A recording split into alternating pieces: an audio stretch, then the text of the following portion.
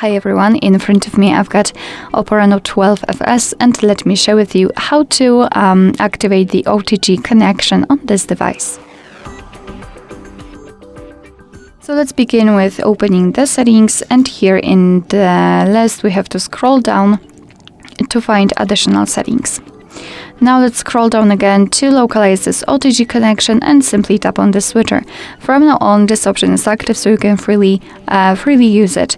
If you want to turn it off, you've got two different ways to do that. You can either wait 10 minutes, and because after this time your device will automatically turn off this option if it will be not in use, if not used, sorry.